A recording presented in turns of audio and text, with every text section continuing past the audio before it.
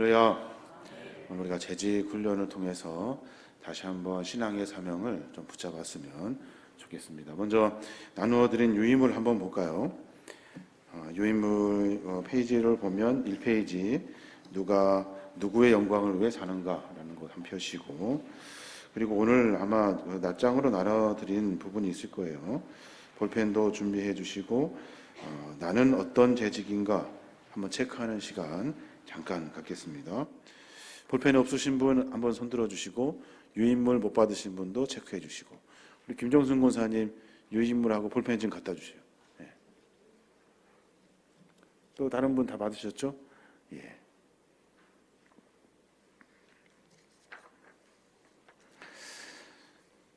부족하지만 한번 체크하고 우리의 상태를 한번 점검하는 시간 갖도록 하겠습니다. 나는 어떤 재직인가? 재직은 목사, 장로, 권사, 안수집사, 집사, 이거를 재직이라고 하죠. 우리가 재직 훈련으로 함께 모였는데 한번 스스로 체크해 보면 좋겠어요. 상중하 이렇게 10점, 5점, 3점입니다. 여러분 스스로를 한번 판단해 보셔요. 1번, 주일 예배를 비롯한 모든 공적인 예배에 빠지지 않고 출석한다. 한번 체크해 보시고, 2번, 매일 20분 이상 개인적인 기도 시간이 있다. 개인적으로 기도하는 시간을 가지고 있다 하는 거 체크해 보시고, 하루 20분 이상 같은 성경을 읽고 묵상하는 시간이 있는가 하는 것도 한번 체크해 보시기 바랍니다. 그리고 4번, 헌금 생활을 성실히 하고 있는가 하는 부분도 한번 체크해 보시고, 우리 교회, 광주 계림교회 재직이라는 것이 자랑스러운가 하는 그런 자부심의 정도도 한번 체크해 보시고, 6번, 재직의 직분은 섬김을 받기 위해서가 아니라 섬기기 위해서라는 것을 알고 있는가 하는 것, 한번 여러분의 삶의 모습을 한번 점검해 보면 좋겠어요. 7번, 재직으로서 해야 할 일을 기쁘게 하는 편이다 하는 거에 또 체크해 보시고, 8번, 교회를 위해서 일을 찾아서 하고 있다. 그렇다. 10점. 좀 중간이다. 그러면 5점. 아니다. 3점. 9번 볼까요? 사역을 위해 서로 돕고 협력하려는 마음이 있다. 그 마음이 어느 정도인지 한번 스스로 체크해 보십시오. 마지막 10번. 교회에서만 아니라 가정과 직장 어디서든지 그리스도인답다 이런 말을 들으며 살고 있다, 생활하고 있다. 여기에도 한번 체크해 보시면 좋겠어요.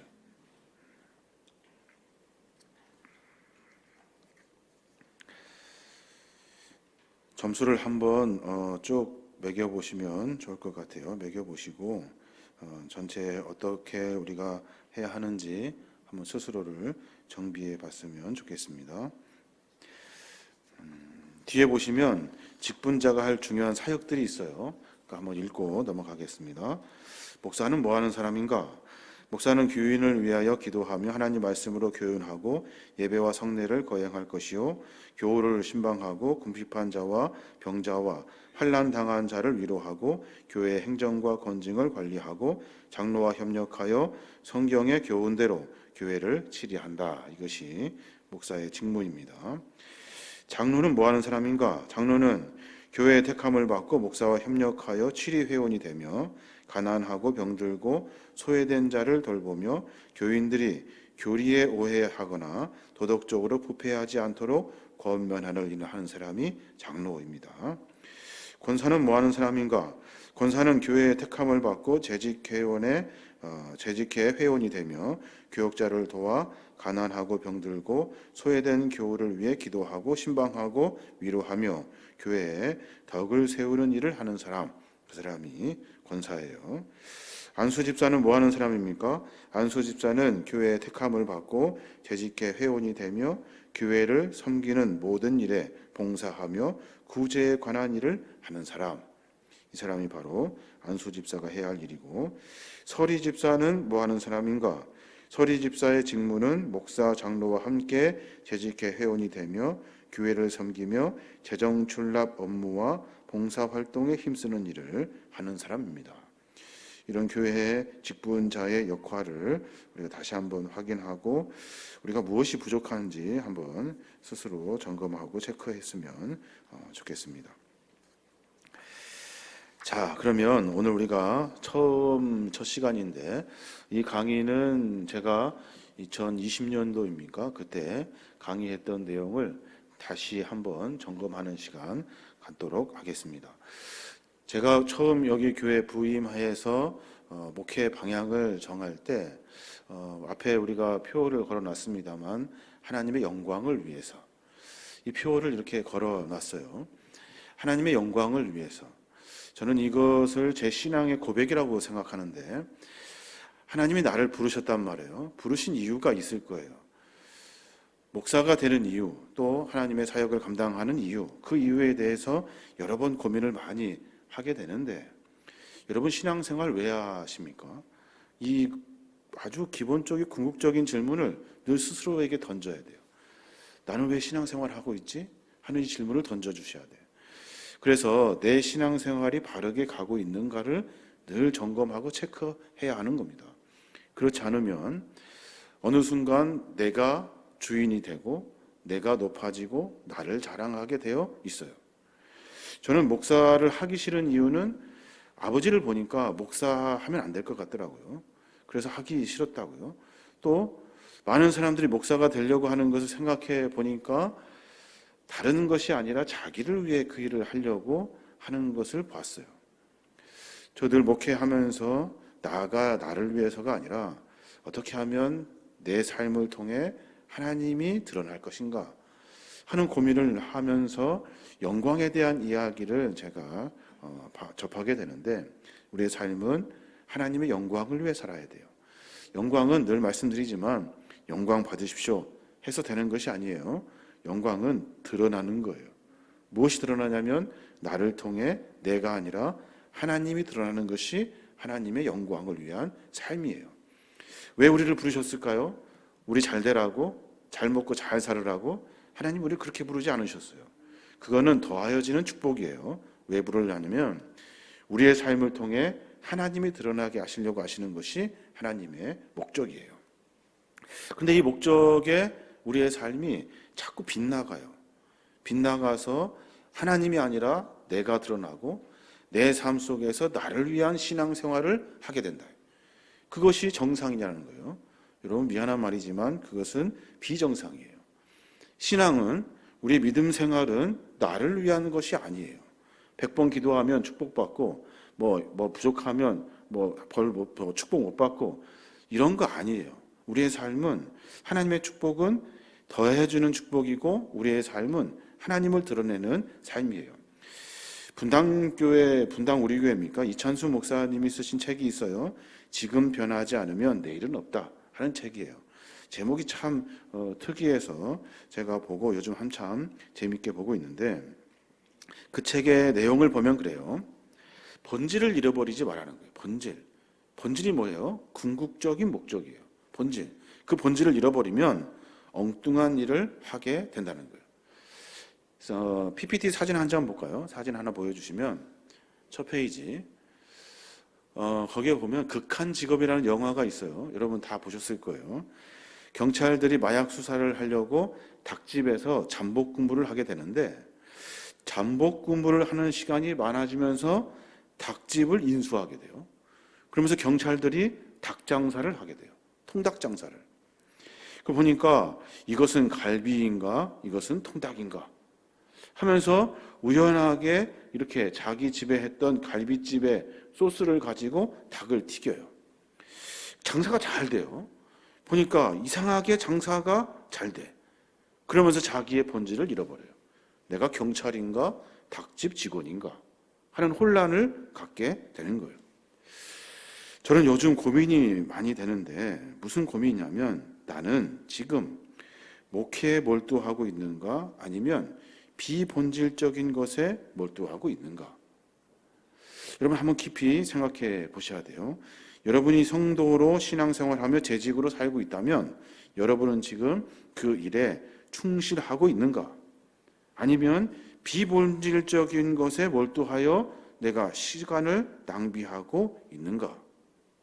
경찰이 마약 수사해서 범인을 잡아야 하지 닭짓 장사를 하고 있다. 닭짓 장사를. 미국의 미래교회 전문가이신 레너드 스위트 박사님이 계셔요. 거기에 4가지 교회의 변천사에 대한 이야기를 하셨어요. 거기에 보면 미래교회학자 레너드 스위트 박사님이 4종류의 교회가 있다는 거예요. 여러분 한번 생각해 보세요. 첫 번째는 사명 중심의 교회가 있어요. 교회들이 개척 초기에 사명 중심의 교회로 모이죠. 건물이 없어도 불편해하지 않아요. 서로 돌보고 똘똘 뭉쳐서 함께 교제하고 행복했던 초기의 교회의 생성 모습. 이게 사명 중심의 교회예요. 그래서 열심히 교회를 일으켜 세우고 함께 협력하여 교회를 세워갑니다. 시간이 흐르면서 어떻게 변질되냐면 이 일이 목회자에게 넘어가요. 두 번째 단계인 목회적 교회로 변질돼요. 목회적 교회는 뭐냐면 행복했던 유기적 모습이 점차 사라져요. 그러면서 목사하고 얼마나 친한가, 또 목사가 그 일을 다 감당하도록 맡겨놔요. 예를 들어서 1년에 일정표를 뚝 놓고 일정에 빈칸을 세워가듯이 사역을 다 채워요. 그러면서 교회 공동체의 본질에서 점점점 멀어지게 돼요. 일하느냐고, 뭔 행사를 하느냐고 우리의 본질인 서로 사랑하고 하나님의 깊은 은혜를 알고 그리고 함께 서로 부대끼면서 하나님의 은혜를 나누는 초기 사명 중심의 교회의 그 모습을 다 잃어버리게 되는 거예요. 목회적 교회는 그래서 바빠요. 일이 많아. 할 일도 많고 해야 할 것도 많아요. 왜냐하면 일정표대로 그 목표를 채워가야 하기 때문에 그래요. 사역은 자꾸 교회 공동체의 본질에서 멀어지게 합니다. 교회 오는데 행복하지가 않아요. 바쁘기만 해. 교회 왔는데 서로 일 때문에 정신이 없어요. 본질에서 멀어지게 되는 거예요. 그러면서 어떻게 돼요? 교회 공동체가 일에 손을 놓게 됩니다. 굳이 그 할 필요 있을까? 생각하며 그리고 뭐하러 일하면서 욕먹어 그러면서 점점점 뒷걸음치게 돼요. 그러면서 3단계 무슨 교회가 되냐면 현상유지적 교회가 된다는 거예요. 민트너 처치인데 변화되고 과거를 변화되지 않고 과거를 늘 추억해요. 영광을 추억한다고요. 그때 참 재밌었는데, 그때 많이 모였는데 아무것도 못하고 하지 않으면서 옛날에는 이랬다 저랬다 하며 옛날만 추억해요. 이게 무슨 교회냐면 현상유지적 교회. 그때 상황을 그리워하면서 다시 조직도 세우고 목사도 바꾸고 서로 싸우기도 하고 서로 여러 일들을 합니다. 그런데 여전히 현상유지적 교회에서 벗어나지는 못해요. 궁극적으로 사명 중심의 교회로 가지 못해요. 왜 그래요? 본질을 잃어버렸기 때문에 그래요. 그 골이 깊어지고 방치되면서 마지막 어떻게 되냐면 교회는 박물관 교회가 돼버려요. 유럽의 사례들처럼 교회가 관광지로 변해요. 활력이 없고 건물만 남아있게 된다는 거예요. 왜 그러냐는 거예요. 본질을 잃어버려서 그래요. 왜 신앙생활을 하는지 몰라. 내가 왜 함께 공동체를 만들어 가야 되는지를 모른다. 일 때문에 모인 줄 알아요. 일 때문에. 그렇지 않다는 거예요. 우리는 그리스도로 말미암아 하나님의 사랑을 깨닫고 그 사랑을 서로 나누고 전하고 행복하고 기뻐하는 것이 사명적 중심의 교회의 핵심이에요. 그것을 잃어버리면 우리는 본질을 잃어버리게 되는 거예요. 제가 지난번 설교할 때 달란트 비유에 대한 이야기를 말씀드렸어요. 저는 그 본문을 읽으면서 참 잘못됐다. 이 너무나 문제다. 이것 때문에 한국 교회가 엉망이 되는 거예요. 주님이 원하시는 것은 뭐예요? 내 안에 진짜 주인을 모시는 거예요. 내가 뭘 해서 나에게 주신 달란트를 주셔서 2달란트 성장하고 발전하고 키워가는 걸 원하시는 것이 아니에요. 주님이 수많은 교회들이 있는데 주님은 궁극적으로 교회를 많이 세워가지고 많은 사람들이 구원받는 것이 주님의 목적인 것 같지만 그렇지 않아요. 주님의 목적은 교회만 많이 세워지고 그리고 껍데기만 성도인 그 수많은 사람들 아무 소용없어요. 천국 갈 때는 다 가라지는 왼쪽에, 알곡은 오른쪽으로, 염소는 왼쪽에, 양은 오른쪽으로 다 가르친다 하였어요. 뭐가 중요해요? 본질이 중요하다. 본질. 주는 그리스도시요 살아계신 하나님의 아들입니다 라고 내가 늘 삶 속에서 주님만을 바라보며 삶을 살아가는 것, 내 삶이 하나님의 영광을 위해 사는 것, 이것이 중요하지 다른 것들이 중요하지 않다는 거예요. 저는 오늘 말씀을 준비하면서 목회에 몰두하고 있는가, 지금 내가, 아니면 비본질적에 몰두하고 있는가, 여러분 한번 생각해 보셔요. 여러분은 지금 어디에 열심을 다하고 있습니까? 어디에 열심을 다하고 있어요? 여러분이 그렇게 맨날 일하고 수고하는 이유가 도대체 뭐예요? 이 본질을 분명하게 찾아야 하는 겁니다. 그래서 누구의 영광을 위해 사는가 하는 제목이 중요한 거예요. 내가 지금 무엇을 하며 사는가 하는 거예요. 아까 제가 말씀드렸습니다마는 그 직분자의 직무들이 있어요. 직무. 제가 헌법책을 쭉 보고 그리고 나서 그걸 정리하면서 그런 생각이 들더라고요. 나는 과연 잘하고 있는가? 하나씩 하나씩 체크해 보니까 부끄러운 부분들이 있어요. 우리의 신앙의 삶의 모습의 직분은 단계로 올라가 승진하는 것이 아니라는 거예요. 우리 아들이 그러잖아요. 아버지가 교회에서 제일 높아요. 저도 어렸을 때 아버지한테 그런 질문을 했어요. 그때마다 아버지는 저한테 교회에 가장 어렵고 힘든 일들을 하는 것이야 라고 하셨어요. 그러면서 마당을 쓸고 화장실 청소를 하시고 교회를 돌보면서 그리 하셨어요. 그럼 뭐하러 목사를 해요? 높아지려고 하는 일인데 그것이 아니라는 거예요. 뭐하러 장로하고 건사하고 집사합니까? 본질을 찾아야 하는 거예요. 뭐하러 싸워요? 싸울 것 같으면 하지 않으면 돼요. 그것이 본질이 아니라는 거예요. 사람이 성공하고 실패를 좌우하는 데는 중요한 동기가 필요해요. 동기. 이 인센티브가 필요한데 내가 왜 이 일을 하냐나, 이 목표를 정확히 가지고 있어야 돼요. 그러니까 내가 지금 무엇을 하고 있느냐보다 왜 하는지가 중요한 거예요. 내가 무엇을 하는가 하는 것보다 왜 하는가.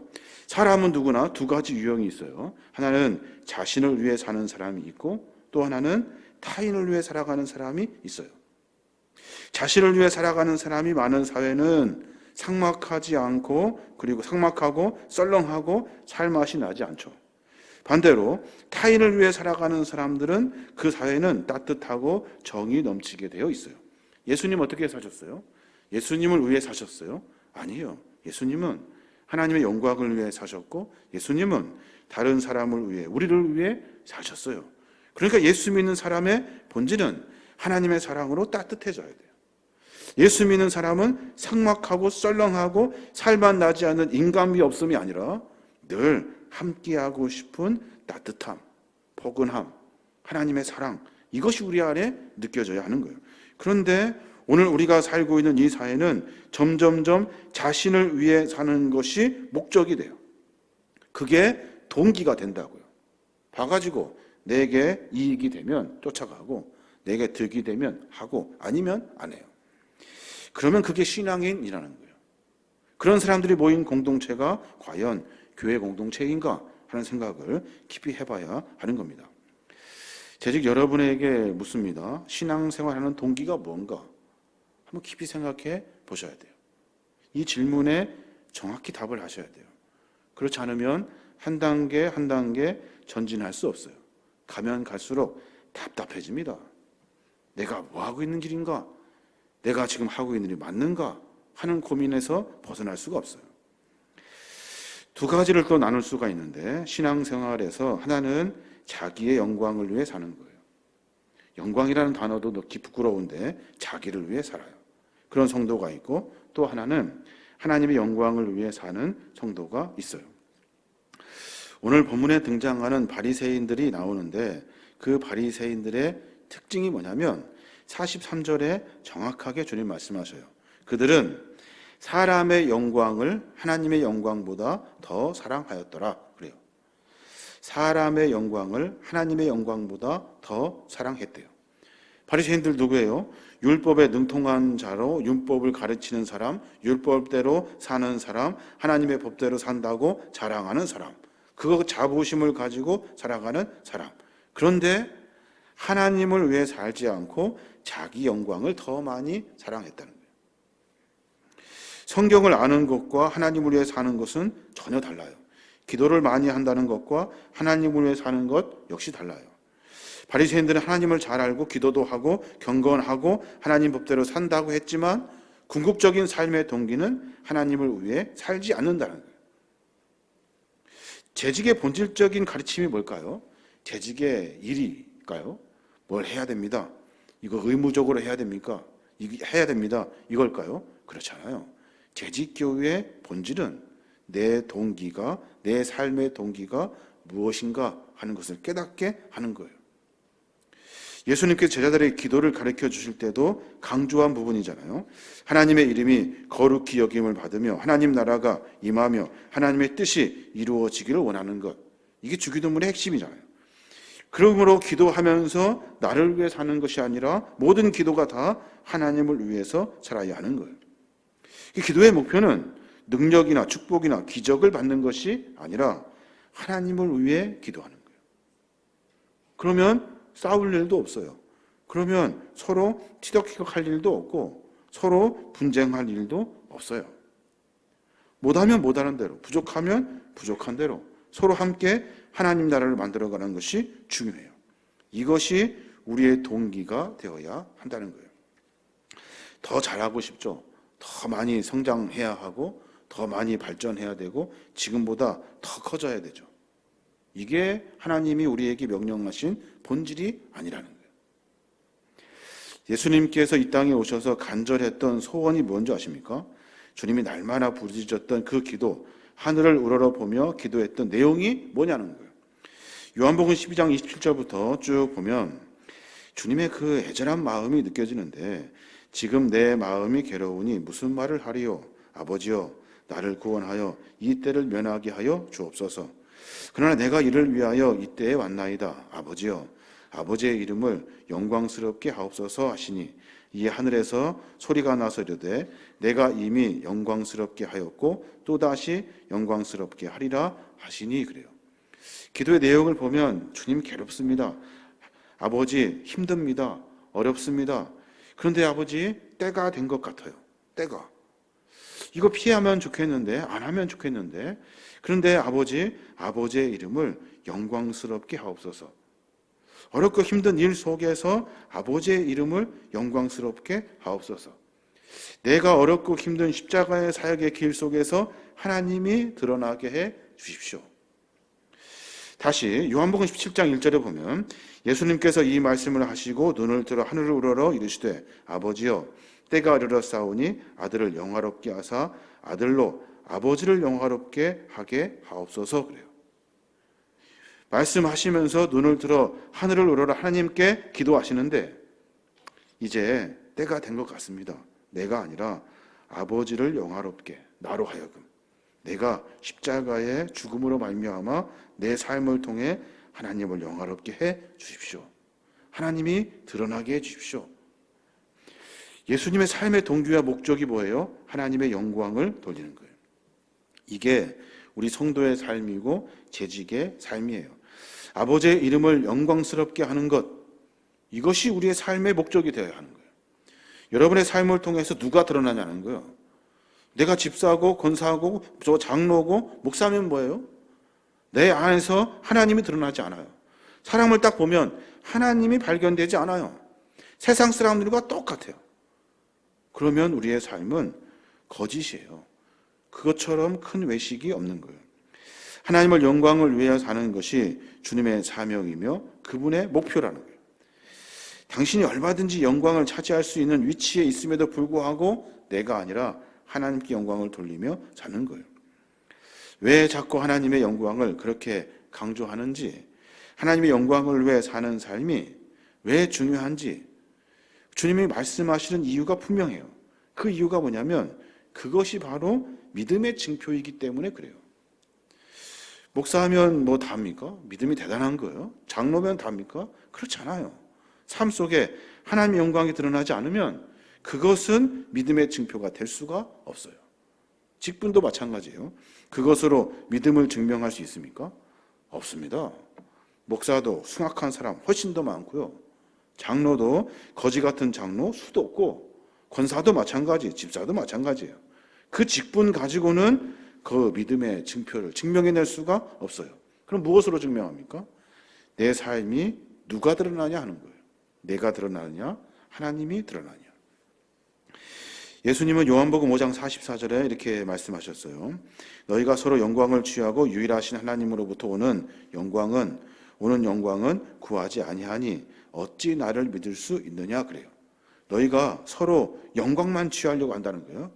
그러니까 유일하신 하나님께로부터 오는 영광은 구하지 않고 늘 네 영광만 쫓아요. 그러니 어떻게 나를 믿을 수 있겠느냐 하는 거예요. 이게 주님이 하신 말씀이에요. 우리의 삶을 한번 깊이 점검해 봤으면 좋겠어요. 우리는 우리를 위해 사는 것이 아니라 우리의 믿음은 하나님의 영광을 위해 사는 거예요. 영광 하니까 애매하죠. 여러 가지로 다 애매해요. 그런데 분명한 것은 내가 지금 정상인지 비정상인지, 내가 무엇을 위해 사는지 나 자신은 누구보다 잘 알아요. 누구보다 잘 알아.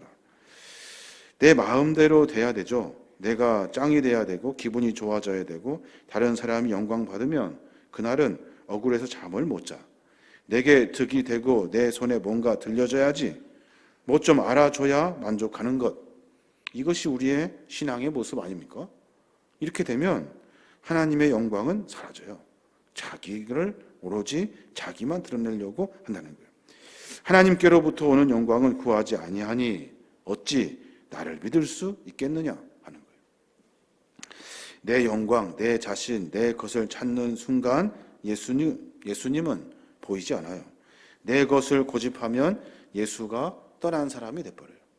우리 향해서는 예수가 드러나지 않아요. 여러분은 그리스도인인가 스스로 다시 물으셔야 돼요. 나는 과연 그리스도인인가? 나는 과연 목사인가? 내가 가지고 있는 직분에 내가 합당한가? 하는 모습을 계속해서 점검해 봐야 하는 겁니다. 본문의 37절에 보면 그래요. 이렇게 많은 표적을 너희 앞에서 행하였으나 저를 믿지 아니하니 그러세요. 참 기가 막힌 말이에요.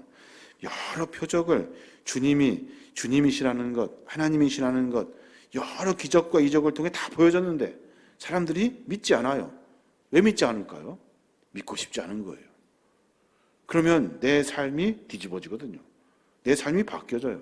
나를 위해 살았던 삶이 주님을 위한 삶으로 바뀌어요. 그러니까 뻔히 보고도 그것을 믿지 않고 믿으려 하지 않는다는 거예요. 바리새인들 예수 믿지 못하잖아요. 표적을 보고 왜 믿음이 살아나지 못할까? 보려고 하지 않기 때문에 그래요.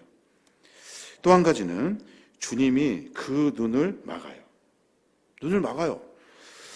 요한복음 12장 39절부터 보면 그렇게 말씀하셔요. 현대어 성경으로 보면 그들이 믿을 수 없었던 이유를 이사야는 또 이렇게 말하였다 하는 거예요.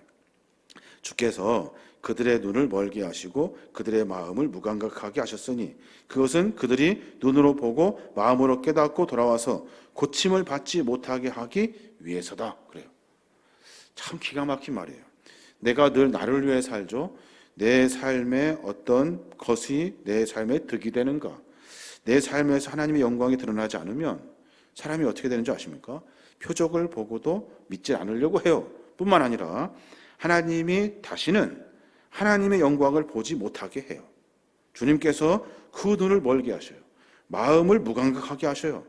다시는 고침받지 못하는 자리에 서게 하셔요. 모든 일들이 자기 고집대로 자기 뜻대로 하는 모든 것들이 다 마찬가지예요. 그래서 엉망이 되는 거예요. 내 눈이 멀어졌어요.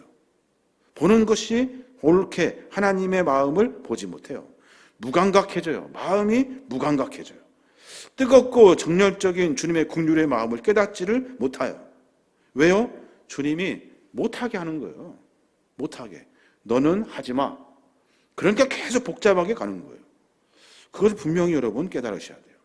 내가 나를 위해 살아가는 삶이 반복되면 신앙인이면서 그리스도인이면서 그 삶이 연속적으로 계속되면 주님께서 우리의 모든 것을 다 막으신다는 거예요. 하나님이 막으셨다는 것, 이것은 심판이에요. 심판. 그래서 못 보는 거예요. 그러니까 우리 어떻게 해야 돼요? 늘 자기 자신을 되돌아보고 내가 그리스도인인가? 내가 맞는가? 내가 하는 일이 하나님을 위한 일인가? 하는 삶의 점검을 늘 하셔야 하는 거예요. 하나님이 우리의 삶 속에서 다 닫아버린대요. 저는 이 말을 묵상하면서 이런 생각이 들어요. 주님이 눈을 멀게 하시고 마음을 무감각하게 하시고 고침을 받지 못하게 내어놓으신다면 내가 하는 모든 일들이 정말로 주님 보시기에 합당하지 않겠구나 하는 생각을 해보게 돼요. 아무리 좋은 것들을 주어도 가지고 있는 것이 내 안에 나를 위한 것이 되었다면 주님은 우리의 삶의 모습을 보시고 용납하지 않으신다는 거예요. 다 막으신대요. 그래서 뭐가 안 돼요? 감사가 사라져요. 감사가. 그러면서 은혜를 몰라요. 내가 하나님께 받았던 은혜를 몰라요. 깨달음이 없는 지혜가 없어요. 그래서 늘 삶이 계속해서 반복되는 거예요. 기도하고 찬송하고 엎드려 몸부림치는데 믿음도 응답도 기쁨도 소망도 보이지 않아요. 그러면 여러분 생각해 보셔야 돼요. 왜 그럴까? 왜 하나님이 이 모든 것을 막으실까? 목회자나 성도들이 무서워해야 될 것이 바로 이거예요. 내가 기도하고 내가 찬송하고 내가 예배 드리는데 응답도 기쁨도 소망도 보이지 않는다면 우리 안에 주님을 향한 영광이 사라졌기 때문에 그래요. 뭐가 있어요? 내 생각, 내 고민, 나를 위한 삶이 가득하기 때문에 그래요. 그 삶을 보시고 하나님께서 닫으신다는 거예요. 만약 우리가 우리의 영광을 위하여 하나님 앞에 서 있다면 돌아서야 돼요. 내가 어떻게 신앙생활 하는지를 다시 다잡아야 돼요. 교회에 오면 여러분 무슨 생각이 드십니까? 무슨 생각이? 여러분 한번 점검해 보셔야 돼요. 주님을 만날 생각, 예배 드릴 기쁨, 기도하며 찬양할 감격의 이야기들, 그것 때문에 발걸음이 빨라진다 하면 여러분은 참 잘하고 계신 거예요. 근데 교회 올 때 누가 생각나고 교회 올 때 불편한 일이 생각하고 상처받은 일이 생각이 나요. 그것 때문에 불편해요. 그러면 여러분은 하나님의 은혜 가운데 서지 못해요. 그러니까 늘 마음을 정비해야 돼요. 내가 그 마음을 털어내지 못하면, 내가 그 마음을 해결하지 못하면 이제는 앞으로 내 욕심껏 살고 내 기분대로 살려고 하는 내 마음을 내가 조정하지 못하면 하나님께서 내 모든 것을 닫으신다는 거예요. 그래서 신앙생활하면서 한번 시험에 빠져서 빠져나오지 못하면 그것이 연속적으로 반복되는 거예요. 억울한 것 같고, 그래서 불평하고 불명하고 고집이 있고 교만이 생기고, 그래 모든 것이 내 삶을 다 묶어놔요. 그래서 내가 나를 위해 살아가는 내 모든 악습이 반복되면서 하나님의 영광은 바라보지도 못하고 이제는 영원히 보지 못하는 그런 저주 속에 빠져들게 되는 거예요. 우리가 한번 신앙의 삶의 모습을 다시 한번 깊이 생각해 볼 필요가 있어요. 모든 것이 하나님의 은혜인 줄 알고 그리고 매 순간마다 자기 자신을 위해 살아가는 것이 아니라 하나님을 보며 삶을 살아야 하는 겁니다. 저는 기도하면서 그런 생각이 들어요. 두려움이 생겨요. 두려움이. 저는 무엇이 제일 무섭냐면 하나님이 내게서 떠나실 것이 무서워요. 여러분 깊이 생각해 보셔야 돼요. 하나님이 내게서 떠나는 것 요란스럽고 크고 뭐 대단하게 내가 떠난다 하고 떠나실 것 같아요? 그렇지 않아요. 어느 순간 내 안에서 떠나요. 어느 순간 내 안에 계시지 않아요. 왜 그래요? 내가 하나님과 멀어졌기 때문에 그래요. 내가 하나님을 위한 삶을 살지 않았기 때문에 그래요. 온 인류를 다 사랑하시는 분이셔요. 그런데 하나님은 떠나셔요. 여러분 하나님이 우리 안에 떠나면 나 혼자 남아요. 나 혼자 살 수가 없어요. 그건 신앙도 믿음도 아무것도 아니에요. 혹시 문제가 생길 때마다 가슴이 덜컹덜컹 내려앉아요. 왜 내려앉아요? 그 문제를 해결하지 못할까 봐. 여러분 세상 방법으로 고민하면 실수하더라도 뭔 일은 할 수는 있어요. 그런데 그것이 하나님 마음에 합당하게 돌아가지 않아요. 왜요? 내 안에 하나님이 계시지 않기 때문에. 바둑을 두듯이 한 수 한 수 둔단 말이에요. 그런데 그 수가 끝에 가면 패하는 바둑을 둬요. 그것을 나는 몰라요. 내 안에 계신 하나님은 아시는데 내가 내 안에 계신 하나님을 통해 그 일을 하나씩 하나씩 해 나가야 되는데, 그런데 마지막 패하는 바둑을 두고 있다는 거예요. 왜요? 내 안에 하나님이 떠나셨기 때문에. 그것이 몰라요. 내가 지금 패하는 바둑을 두는지 아무도 모른다고요. 문제가 있을 때마다 그래서 가슴이 덜컹덜컹 내려앉아요. 내가 무슨가 결정을 할 때마다 하나님, 내가 하지 않도록 해주십시오. 하나님이 내 안에 계십시오. 그러면 미안한 마음이 들어요. 내가 했던 삶이 점검이 돼요. 내가 잘못했구나. 내가 하나님 앞에 합당하지 않구나. 무릎을 꿇을 수밖에 없어요. 그때 하나님은 우리에게 말씀하셔요. 하나씩 하나씩 조금씩 전진할 수 있도록 해주시는 거예요. 그래서 목사나 재직은 하나님의 은혜로 사는 사람이에요. 그래서 우리는 하나님의 은혜가 멀어지지 않도록, 하나님이 내게서 떠나지 않도록 내 삶을 정비해야 돼요. 어떻게? 나를 위한 삶이 아니에요. 내 고집을 관철시키려고 해서는 안 돼요. 내 삶이 내 방법대로 해서도 안 돼요.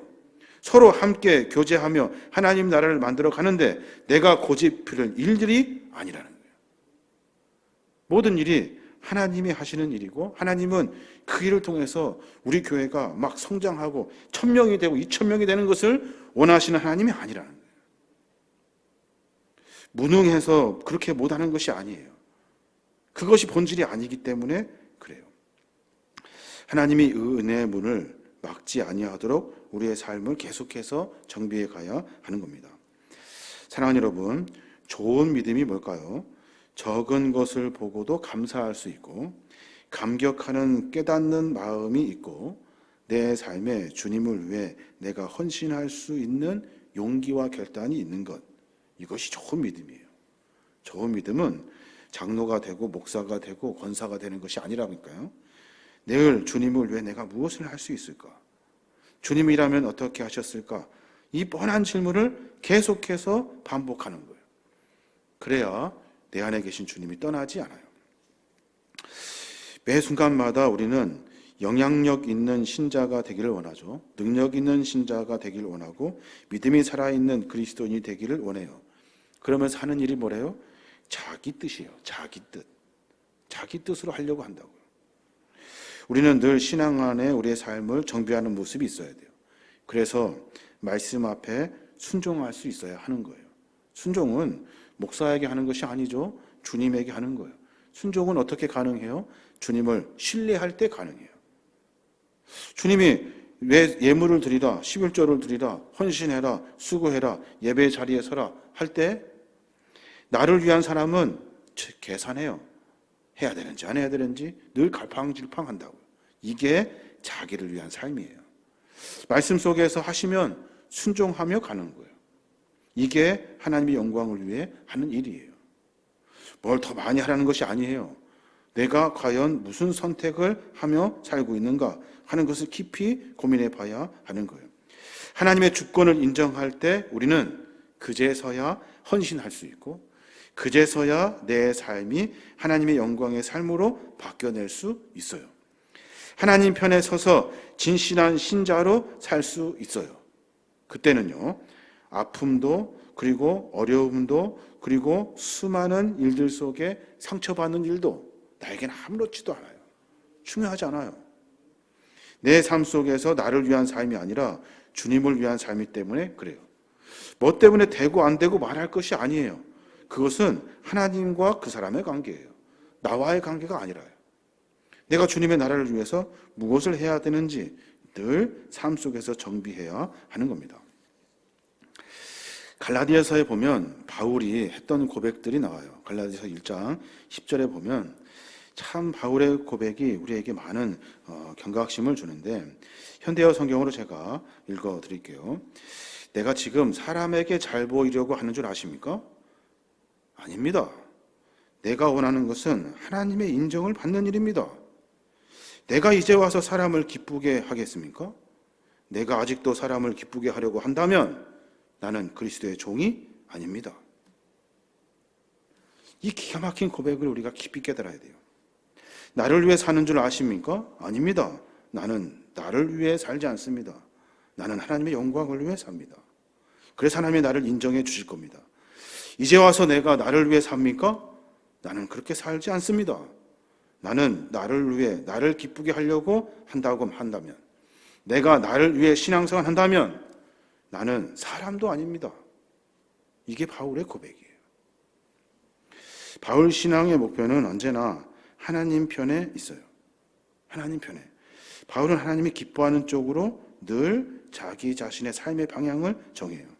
근데 우리는 어때요? 우리는 사람들의 평판, 내가 하고 싶은 일, 내 생각, 이 모든 일들이 하나님의 일을 그르치게 하는 경우가 많아요.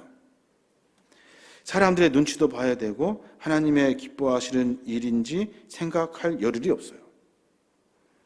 늘 내 삶 속에서 하나님이 아니라 내가 중요하기 때문에 그래요. 믿음의 공동체로 함께 모여 대화할 때도 마찬가지예요. 대화를 하며 수많은 일들을 같이 이루어 가는데 우리가 함께 해야 할 일, 그 일 중에 가장 중요한 일이 있다면 우리 마음이에요. 마음. 우리는 만날 수 없는 사람을 하나님이 만나게 하셨거든요. 왜요? 너하고 친하게 지내라고? 아니에요. 하나님 나라의 일들을 만들어 가라고. 그래서 그 일을 위해서 서로 하나님 마음으로 저 사람 맞아. 하나님이 부르셨지. 내가 함부로 할 수 있는 사람이 아니에요. 서로 함께 협력하여 하나님 나라를 만들어 가는 거예요. 이게 재직의 가장 중요한 마음이에요.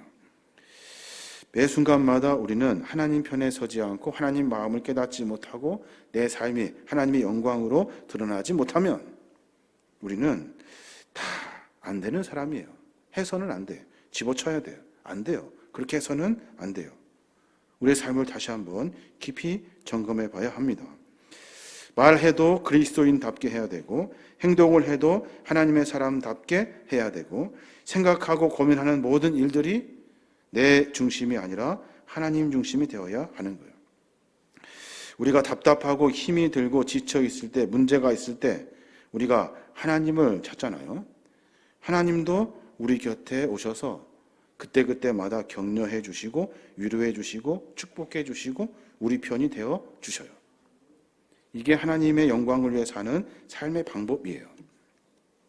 재직이라고 하고 예배도 안 나오고 새벽도 안 하고 수요 예배도 안 나오고 안 나올 수 있죠. 그런 생각해 보셔요. 하나님이 무엇을 기뻐하실지. 안 나와도 돼요. 상관없어요.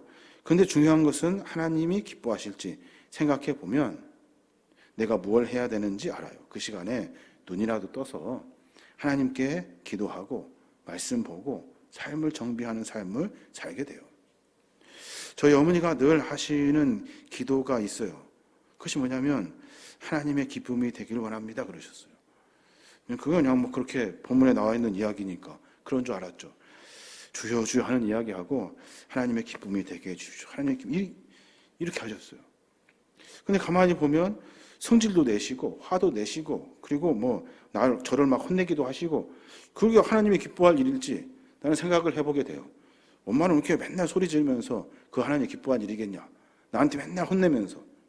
생각해 보니까 하나님이 기뻐하시는 일이기 때문에 혼냈고 하나님이 기뻐하시는 일이 내 삶 속에서 자꾸만 멀어지기 때문에 늘 입으로 계속해서 반복하셨던 거예요. 아들이 보기에도 하나님이 기뻐하시는 삶을 사셨는지 판단하기 어려울 만큼 혼재되어 세상과 신앙을 흩어서 살지만 그 속에서도 무단히 애를 쓰셨던 그 어머니의 신앙의 모습이 생각이 나요. 우리도 마찬가지예요. 장로, 직분, 권사, 직분, 안수집사, 직분 중요합니까? 하나도 안 중요해요. 목사 직분 중요합니까? 안 중요해요. 내가 어떤 마음으로 신앙생활 하느냐가 중요하지. 그래서 그 일에 그 신앙의 고백이 그럴듯하면 될 것 같으면 하나님이 맡겨주시는 거예요. 로마서 8장에 보면 바울의 고백이 나오는데 8장 31절부터 제가 읽어드릴게요.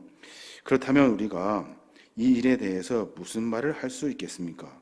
만일 하나님이 우리 편이라면 누가 감히 우리를 대항할 수 있겠습니까? 자기 아들까지도 아끼지 아니하시고 모든 사람을 위해 내어주신 하나님이 어찌 그 아들과 함께 다른 모든 것도 우리에게 아낌없이 주지 않겠습니까? 하나님이 택하신 사람들을 누가 감히 고발합니까? 우리를 의롭다고 인정하신 분이 하나님이신데 누가 우리를 죄인으로 단정합니까? 그리스도 예수님은 죽었다가 다시 살아나셔서 하나님의 오른편에서 항상 우리를 위해 기도해 주십니다. 그런데 누가 우리를 그리스도의 사랑에서 끊는단 말입니까? 여러분, 고난입니까? 외로움입니까? 핍박입니까? 주림입니까? 헐벗음입니까? 위험입니까? 칼입니까? 여러분, 주님의 영광을 위해 사십시오. 하나님이 도와주십니다. 라는 고백이 바울의 고백이에요. 우리의 삶 속에서 늘 우리의 삶을 정비하는 신앙의 모습이 있어야 돼요. 우리 모두는 하나님 앞에 목적이 있는 부름받은 사람이에요. 무슨 목적일까요? 너 자랑해라, 너를 위해 살아라, 너 잘되라. 하나님은 그렇게 하지 않으셔요. 하나님은 우리를 통해 하나님 나라를 이루기를 원하셔요. 그 속에서 하나님의 영광을 위해 삶을 살기를 원하시는 거예요. 우리에게 맡기신 일이 있고 반드시 이루어야 될 사명이 있다면 다른 것이 아니에요. 내 삶의 여정 속에 하나님이 드러나게 하는 거예요. 그러면 그 안에는 하나님께서 기쁨이 넘치게 하시고 높아지게 하시고 영화롭게 하시고 부흥하게 하시고 성장하게 하셔요. 이것은 하나님이 우리에게 주시는 더하여지는 축복이에요. 하나님의 영광을 위해 살아야 되지 사람의 영광을 위해 살아서는 안 된다는 거예요. 마지막으로 마태복음 6장 1절에 보면 그런 말씀이 있어요. 너희는 사람들에게 보이려고 일부러 선한 일을 하지 않도록 조심해라. 그렇지 않으면 너희가 하늘에 계신 너희 아버지께서 상을 받지 못한다 말씀하셔요. 사람에게 보이려고, 이것이 다른 사람이 나를 보는 것뿐만 아니라 내가 내 자신에게 자랑하려고 내 자신을 위해서 하는 일들도 다 포함돼요. 그렇게 일하지 말아라. 너를 위해 살지 말아라. 너를 위해 일하지 말아라. 그것이 네가 생각하기에 선한 일이라도 하는 일도 다 조심해라. 그렇게 되면 하나님 아버지께서 주시는 상을 받지 못한다 하시는 거예요.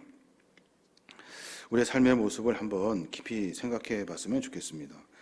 재직 훈련을 준비하면서 무엇이 재직인가? 무엇을 해야 하는가? 늘 그 갈등 속에서 저는 고민해 보게 돼요. 무슨 설교를 해야 될까? 생각해 보면서 우리 신앙의 본질을 다시 찾아야 하는 거예요. 늘 주님을 위해 삶을 바꾸어 살아야 하는 겁니다. 나를 위한 것이 아니에요. 그래서 하나님의 영광을 위해서 배우고 일하고 전하는 그런 신앙의 삶의 모습이 우리 안에 있어야 하는 거예요. 생각이 나는데 제가 계림교회 담임으로 올 때 그때 처음 했던 설교가 생각이 나요. 그 설교의 제목이 뭐냐면 제가 그 설교도 다시 또 재탕하려고 그래요. 12월 첫째 주에 할 거예요. 준비하면서 무슨 마음이 드냐면 내 마음이 하나님의 마음인가 하는 고민이 들어요. 하나님의 마음에 대한 설교를 제가 그때 했었는데 그 설교를 준비하면서 아 그래 나는 그렇게 살아야지 결단했던 그런 설교예요. 근데 내 안에 그런 것들이 다 사라졌어요.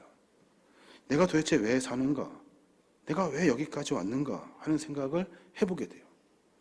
내가 도대체 무엇을 위해 몸부림치고 있는가? 나를 위한 것인가? 주님을 위한 것인가? 늘 우리의 삶을 정비하고 정비해서 하나님의 마음을 쫓아야 하는 겁니다. 교회에 여러 일들이 많이 있어요. 서로 부족한 부분도 있고 연약한 부분도 있고 서로 티격태격 하는 부분도 있고 해야 할 일들도 참 많습니다. 이 모든 일들의 핵심은 중요한 방향은 하나님의 마음이에요. 하나님의 마음. 그 마음에 힘을 합하여 모아지면 하나님은 우리에게 더하여 주는 축복을 주셔요. 이런 말씀 드리면 어떻게 생각할지 모르겠습니다만은 저는 실력이 없어요. 저는 자격이 없고요. 또 제가 여기에 있을 사람이 아니에요. 저는 제 자신을 너무나 잘 알아요. 일하면서 코로나 만났어요. 그리고 코로나 지나고 참 어려운 시간들을 보냈어요. 그때만 하나님이 어떻게 하실까 생각했어요. 내가 참 부족해서 걱정이 되더라고요. 교회가 어떻게 될까 봐 걱정이 돼요. 하나님 어떻게 하셨어요? 하나님은 그 어떤 교회보다 우리를 단단하게 지켜주셨어요. 코로나 시간 동안에도 부족하지 않도록 하셨어요. 지금도 우리가 예산을 넘겼다 이 자랑하려고 하는 것이 아니라 예산은 늘 못 넘도록 높게 잡아놓거든요. 그런데 우리는 늘 그것을 넘어서 벌써 2회나 왔어요. 저는 그걸 어떻게 해석할까? 내가 잘해서 그런가? 여러분 절대 아니죠. 내 안에 하나님의 마음을 쫓아가려고 하는 마음, 그 마음을 보시고 축복하신 거예요. 우리 마찬가지예요. 본질을 정확히 깨닫지 못하면 우리는 하나님의 마음을 빼앗겨요. 하나님 마음을 빼앗기면 문제가 있을 때 나 혼자 있어요. 내 안에 하나님 계시지 않아요. 그러면 내가 하는 일이 그러니까 바둑에 패를 두는 수를 매 순간 두며 가는 거예요. 결론은 지는 거예요. 작살나는 거예요. 그러니까 여러분 삶의 모습을 다시 한번 깊이 점검해 보셨으면 좋겠어요. 재직으로 해야 할 일들 여러분 잘 아실 거예요. 여러분 하십시오. 용기를 가지고 삶 속에서 삶을 정비해서 하나님이 무엇을 기뻐하시는지를 선택하고 용기를 내셔야 돼요. 적당히 하려고 하는 신앙생활은 여러분 죄송하지만 어차피 그건 안 돼요. 안 돼. 그렇게 하시지 마셔요. 내 삶 속에서 신앙생활에 하나님의 기쁨이 되는 신앙의 삶을 살아셔야 돼요. 늘 우리의 삶을 정비하고 또 정비하여서 하나님 보시기에 합당한 믿음의 삶을 살아야 될 줄로 믿습니다. 다음 주에 저희가 또 재직 훈련을 하게 될 텐데 훈련하면서 하나씩 신앙의 간증의 이야기들 그리고 또 내가 무엇을 정비해야 되는지 한번 깊이 생각해 보셨으면 좋겠어요. 늘 자기 자신을 점검해서 하나님의 믿음의 사람으로 한 걸음 한 걸음 성숙하시는 믿음의 종들 되시기 바랍니다. 한 가지만 더 말씀드리면 교회는 숫자가 늘어나는 그런 것이 아니에요. 교회는 성숙하는 단체예요. 성장하는 단체가 아니에요. 성숙하는 곳이 교회예요. 우리가 주 안에서 성숙하며 삶을 살아야 될 줄로 믿습니다. 자, 한번 유임을 한번 볼까요? 한번 답을 한번 달아보도록 하겠습니다. 1페이지 누구의 영광을 위해 사는가? 자, 다 잘 아시겠습니다만은 사람의 성공과 실패를 좌우하는 매우 중요한 한 가지 가치는 무엇입니까? 아까 말씀드렸죠. 동기예요. 동기. 어떤 동기의 마음을 갖고 사는가? 하나는 자신을 위해 사는 사람이 있고 또 하나는 타인을 위해 살아가는 사람이 있다는 거예요. 신앙생활의 동기는 뭐예요? 자신의 영광을 위해 사는가? 아니면 하나님의 영광을 위해 사는가? 무엇을 선택해야 되는지 아셔야 돼요. 하나님을 잘 알고 섬긴다는 바리새인들을 향해서 주님의 가르침이 있어요. 요한복음 12장 43절인데 그들은 사람의 영광을 하나님의 영광보다 더 사랑하였더라 그래요. 사람의 영광, 하나님의 영광보다 더 사랑했대요. 어떻게 사는 것이 하나님의 영광을 위한 삶일까요? 예수님을 본받아야 돼요. 요한복음 17장 1절에 보면 예수께서 이 말씀을 하시고 눈을 들어 하늘을 우러러 이르시되 아버지여 때가 이르렀사오니 아들을 영화롭게 하사 아들로 아버지를 영화롭게 하게 하옵소서. 우리의 삶이 주님처럼 아버지 하나님을 영광 돌리며 영화롭게 하는 것이 우리의 삶의 목적이 되어야 하는 겁니다. 넘겨보시면 2번 예수님은 하나님께 영광을 돌리는 삶이 무엇이라 하였습니까? 그랬어요. 뭐라고 하셨냐면 믿음의 증표다 그랬어요. 믿음의 증표. 요한복음 5장 44절 너희가 서로 영광을 취하고 유일하신 하나님께로부터 오는 영광은 구하지 아니하니 어찌 나를 믿을 수 있느냐 그래요. 우리가 하나님께 영광 돌리는 삶은 그 삶이 곧 믿음의 증표의 이야기가 되는 거예요. 3번 자신의 영광만을 구하는 바리새인들이 놀라운 표적을 보고도 믿지 못하는 이유는 무엇입니까? 요한복음 12장 39절부터 보면 그들이 믿을 수 없었던 이유는 이사야가 그렇게 말하잖아요. 주께서 그들의 눈을 멀게 하시고 그들의 마음을 무감각하게 하셨으니 이것은 그들이 눈으로 보고 마음으로 깨닫고 돌아와서 고침을 받지 못하게 하기 위해서다 그래요. 하나님의 자신의 영광만을 구하는 삶은 결국에는 하나님이 다 막으신다는 거예요. 모든 것이 하나님의 은혜인 줄을 모르고 자기 자신을 위해 살아가는 동안은 하나님이 보지 못하게 하시는 거예요. 자, 결단 한번 볼까요? 갈라디아서 1장 10절 말씀인데, 내가 지금 사람에게 잘 보이려고 하는 줄 아십니까? 아닙니다. 내가 원하는 것은 하나님의 인정을 받는 일입니다. 내가 이제 와서 사람을 기쁘게 하겠습니까? 내가 아직도 사람을 기쁘게 하려고 한다면 나는 그리스도의 종이 아닙니다. 이 고백이 저와 여러분의 고백이 되어야 될 줄로 믿습니다. 마지막 두꺼운 것이 우리의 신앙도 삶의 모습에서도 하나님의 영광을 위해 나아가는 믿음의 종들 되시길 주님의 이름으로 축원합니다. 아멘.